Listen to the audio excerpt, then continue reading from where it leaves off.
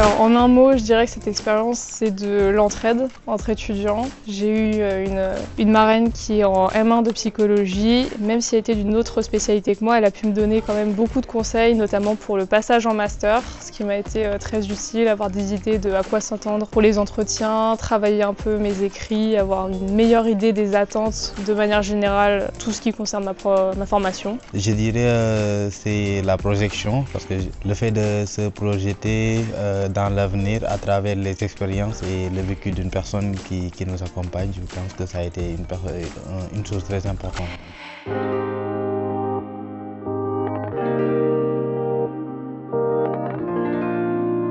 Je dirais pourquoi hésiter? Si déjà vous hésitez, c'est que vous avez la réponse. Donc je conseille vraiment aux gens d'essayer d'avoir un parrain ou une marraine ou d'être parrain-marraine à leur tour pour aider la formation des autres. Et puis ça permet toujours d'avoir aussi des liens. Donc ça fait une expérience humaine et ça permet aussi d'avoir des contacts derrière, notamment pour tout ce qui est stage. Donc faites du parrainage.